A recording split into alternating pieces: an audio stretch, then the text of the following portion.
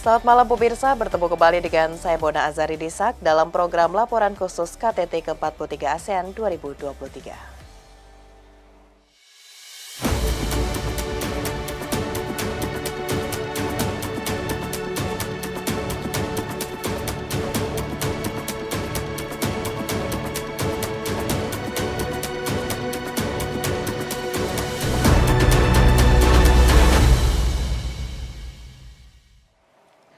Pemirsa, kita ke informasi pertama. Konferensi tingkat tinggi ke-43 ASEAN pada 5 hingga 7 September 2023 akan menjadi pertemuan akhir KTT ASEAN 2023.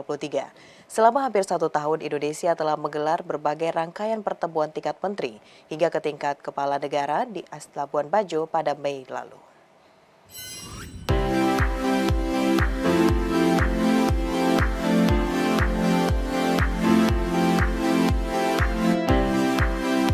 Kamboja, Minggu 13 November 2022 menjadi pertanda momentum Indonesia menjadi Ketua ASEAN 2023. Presiden Joko Widodo menerima secara simbolis palu tanda penyerahan Ketua ASEAN dari Perdana Menteri Kamboja Hun Sen pada acara penutupan KTT ke-40 dan 41 di Hotel Soka Phnom Penh, Kamboja. Sebagai Ketua ASEAN 2023, ASEAN Matters Epicentrum of Growth menjadi tema yang dibawa oleh Indonesia.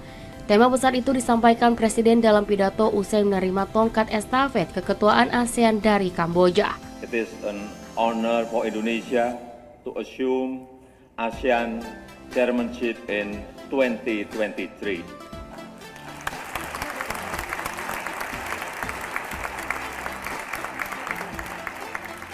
Indonesia's chairmanship, we will make ASEAN Matters epicentrum of growth. ASEAN must be a dignified region, uphold the values of humanity and democracy. I look forward to your Excellency's participation in Indonesia next year, ASEAN Matters epicentrum of growth.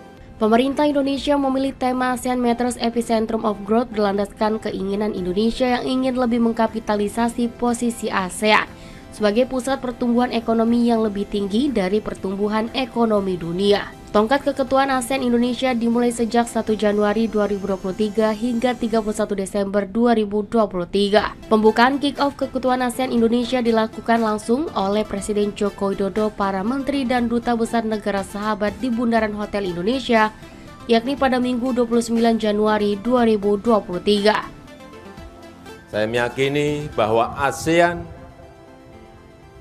masih penting dan relevan bagi rakyat, bagi kawasan, dan bagi dunia.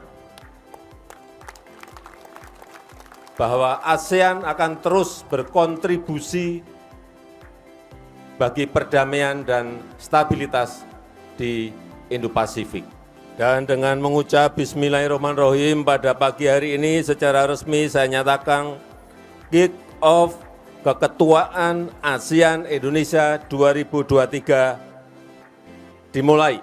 Selaku salah satu negara pendiri ASEAN dan negara terbesar di ASEAN, banyak pihak yang menyandarkan harapannya pada Indonesia agar dapat melakukan berbagai terobosan dan inovasi dalam menghadapi berbagai tantangan.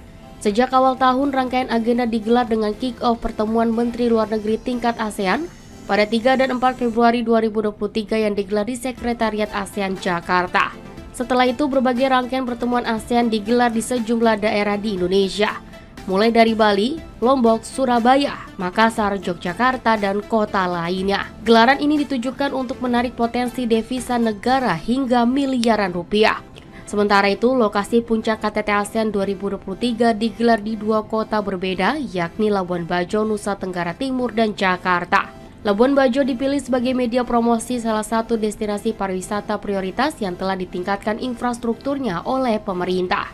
Konferensi tingkat tinggi ke-42 ASEAN di Labuan Bajo pada 10 dan 11 Mei 2023 menjadi pertemuan pertama para kepala negara anggota ASEAN. Rangkaian agenda KTT ke-42 ASEAN Labuan Bajo dibuka dengan pertemuan pejabat senior ASEAN atau ASEAN Senior Official Meeting yang berlangsung di The Golomori Convention Center di kawasan Mais Golomori, Labuan Bajo. KTT ke-42 ASEAN di Labuan Bajo dibuka langsung oleh Presiden Joko Widodo di Hotel Meruora pada 10 Mei 2023. Presiden Joko Widodo memimpin langsung 7 dari 8 pertemuan dengan para kepala negara anggota ASEAN. Mari bekerja keras menjadikan ASEAN Matters epicentrum of growth. Dan dengan ini saya nyatakan KTT ke-42 ASEAN dibuka. Pertemuan selama 3 hari tersebut berhasil mendorong terciptanya Leaders Declaration atau sejumlah kesepakatan dan kerjasama negara-negara anggota ASEAN. Presiden Joko Widodo pada konferensi pers di Labuan Bajo 11 Mei 2023 mengatakan, 3 kesepakatan Leaders Declaration pada KTT ke-42 ASEAN yaitu perlindungan pekerja migran dan korban perdagangan orang, kemanusiaan di Myanmar, dan penguatan kerjasama ekonomi di kawasan ASEAN.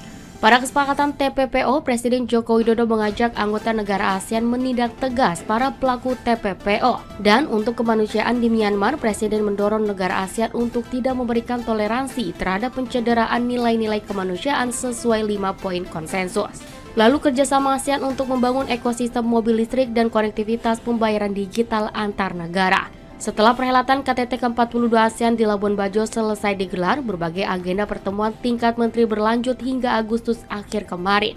Dan tibalah pada gelaran KTT ke-43 ASEAN 2023. Ibu kota Jakarta telah berbenah diri menyambut kedatangan para delegasi, kepala negara anggota ASEAN dan mitra ASEAN. Jakarta Convention Center menjadi venue utama KTT ke-43 ASEAN 2023. Renovasi JCC telah dilakukan awal tahun ini. Mendekati gelaran acara, Presiden Joko Widodo pada 1 September 2023 melakukan tinjauan langsung ke JCC untuk melihat kesiapan venue dan media center bersama sejumlah menteri. Selain Jakarta Convention Center, Presiden juga meresmikan Taman Mini Indonesia Indah yang telah direvitalisasi sejak tahun lalu. Salah satu agenda KTT ke-42 ASEAN yakni SPOS program Ibu Negara direncanakan digelar di TMII. Air mancur menari menjadi atraksi baru Taman Mini Indonesia Indah.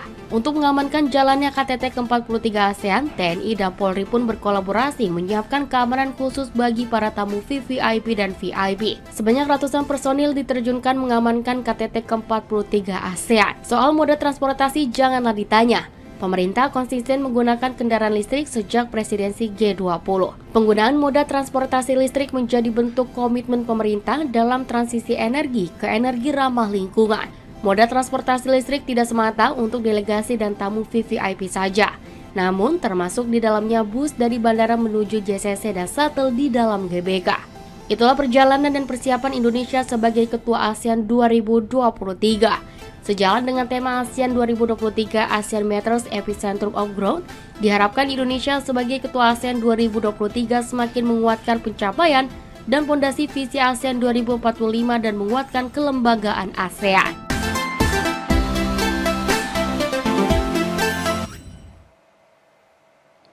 Konferensi tingkat tinggi ke-43 ASEAN pada tanggal 5 hingga 7 September 2023 di Jakarta tidak terlepas dari peran penting 5 para tokoh pendiri dengan pengesahannya termuat dalam Deklarasi Bangkok atau disebut juga sebagai Deklarasi ASEAN.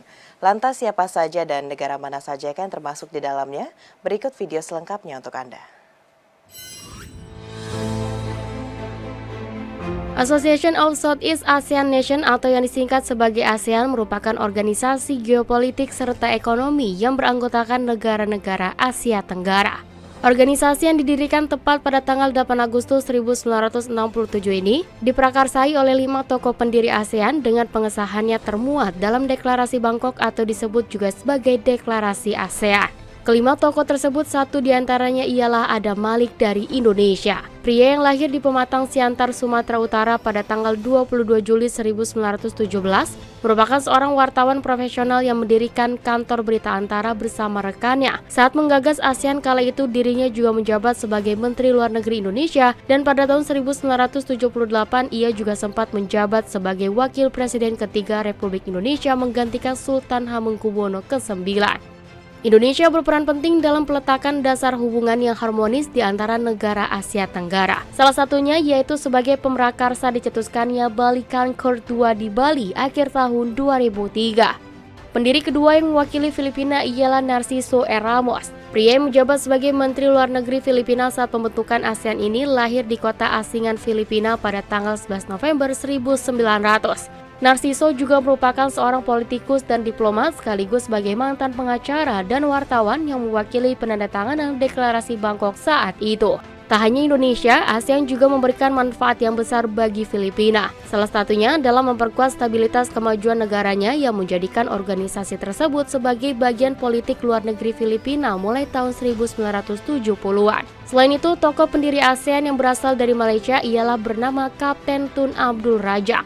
Pria yang lahir di Pekan, Malaysia pada tanggal 11 Maret 1922 ini merupakan seorang Perdana Menteri Malaysia dari tahun 1970 hingga 1976 dan juga sebagai tokoh utama dalam kemerdekaan Malaysia ketika melawan penjajahan Inggris. Beberapa peranan Malaysia sebagai salah satu anggota ASEAN adalah penandatanganan Deklarasi Kuala Lumpur pada November 1971, mengatasi masalah ekspansi Vietnam ke Kamboja hingga menyepakati pembentukan wilayah ASEAN sebagai zona aman, bebas, serta netral. Tokoh keempat yang berperan penting dalam terciptanya Deklarasi ASEAN ialah tokoh dari Singapura, Raja Ratnam. Pria yang sebelumnya pernah berkarir sebagai jurnalis sekaligus staf editor tetap di koran legendaris Singapura yakni The Straits Times ini merupakan pria berkelahiran Jaffna, Sri Lanka pada tanggal 25 Februari 1915. Selain itu, beliau juga pernah menjabat sebagai Perdana Menteri Singapura sejak 1980 hingga 1985. Tokoh pendiri kelima ialah Thailand yang merupakan satu-satunya negara Asia Tenggara yang tidak pernah dijajah oleh negara manapun. Dalam proses pendirian ASEAN, Thailand diwakili oleh Thanat Khoman yang pada tahun 1950, beliau pernah ditunjuk sebagai Ketua Komisi Ekonomi untuk Asia dan Timur Jauh atau sering disebut sebagai EKV. Pria yang lahir di Bangkok pada tanggal 9 Mei 1914 ini juga sebelumnya pernah menjabat sebagai kedutaan Thailand di Tokyo, New Delhi, hingga Washington DC. Atas prakarsa 5 negara pendiri ASEAN, negara-negara ASEAN memiliki kesamaan visi dan misi yang dituju. Kesamaan visi dan misi 5 negara ASEAN mendorong bergabungnya negara ASEAN lain di kemudian hari. Kerjasama antar negara ASEAN terjalin kuat dan kokoh sebagaimana tema keketuaan ASEAN Indonesia ASEAN Matters Epicentrum of Growth.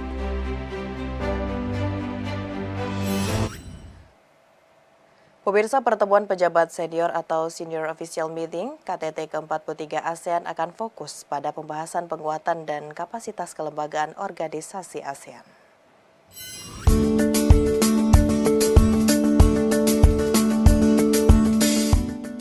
Direktur Jenderal Kerjasama ASEAN Kementerian Luar Negeri Sidarto Reza Suryodipuro dalam konferensi pers di Media Center KTT ke-43 ASEAN di Jakarta Convention Center Senayan menyebutkan, pertemuan pejabat senior atau Senior Official Meeting KTT ke-43 ASEAN akan fokus pada pembahasan penguatan dan kapasitas kelembagaan organisasi ASEAN sehingga menjadi lebih matang.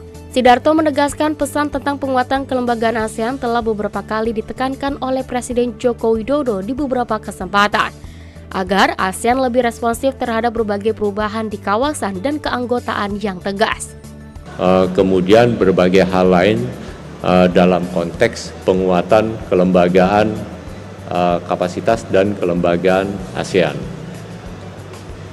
Selama tahun ini kan Bapak Presiden maupun Menteri Luar Negeri selalu mengatakan bahwa ada keperluan untuk ASEAN itu responsif terhadap perkembangan perubahan yang terjadi sangat cepat di kawasan, baik perubahan yang sifatnya geopolitik, geostrategis maupun ekonomi, sosial budaya dan perubahan yang terjadi di kawasan. Bagaimana ASEAN itu bisa menyikapi secara lebih tegas dan bagaimana ASEAN itu kelembagaannya semakin matang, semakin siap dalam mengantisipasi berbagai perkembangan dan berkontribusi dalam membentuk perkembangan yang terjadi. Pembahasan tentang penguatan kelembagaan ASEAN merupakan inisiatif Indonesia telah dimulai sejak 2022 dengan disahkannya rekomendasi Satuan Tugas Tingkat Tinggi tentang visi komunitas ASEAN pasca 2025 untuk penguatan kapasitas dan efektivitas kelembagaan ASEAN. Para pemimpin ASEAN sebelumnya telah membahas isu tersebut pada KTT ke-42 di Labuan Bajo, Nusa Tenggara Timur pada Mei lalu, yang menegaskan pentingnya memperkuat kapasitas dan efektivitas kelembagaan ASEAN agar dapat merespon krisis dan situasi darurat secara tepat waktu. Jelang puncak pertemuan konferensi tingkat tinggi ASEAN pada 5 hingga 7 September mendatang, diadakan sejumlah agenda pertemuan format plenary maupun retreat antar negara ASEAN dan kawasan Indo-Pasifik. Pertemuan tersebut menghasilkan kesepakatan penting, mulai dari penguatan isu keamanan dan ketahanan pangan, hingga mendorong kawasan ASEAN sebagai pusat pertumbuhan dan ekonomi biru.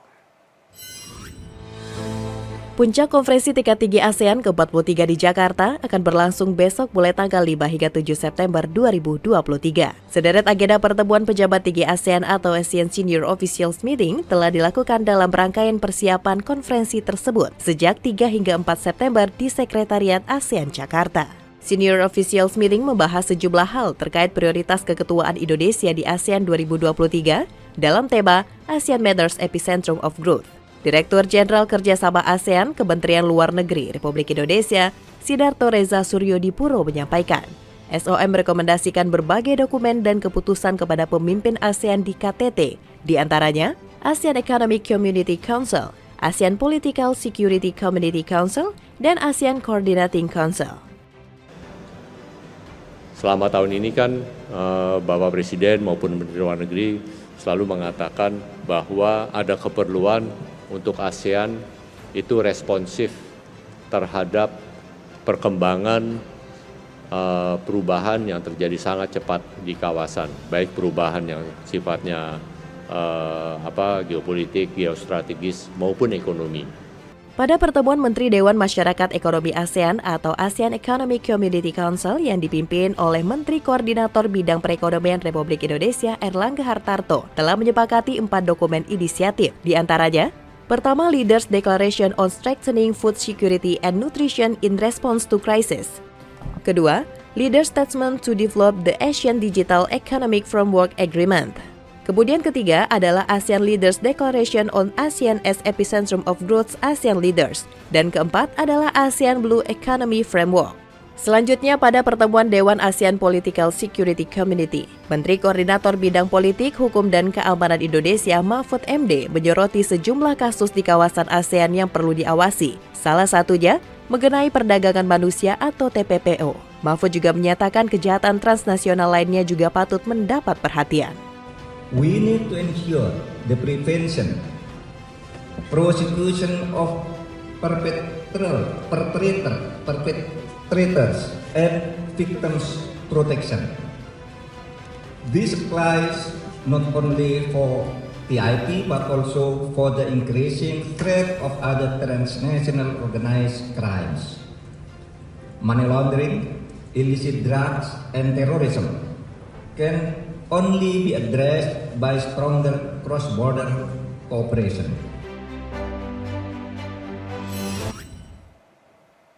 Pemirsa jangan kemana-mana, usai jeda kami akan kembali dengan informasi terkait dengan rangkaian KTT ASEAN ke-43. Sesaat lagi.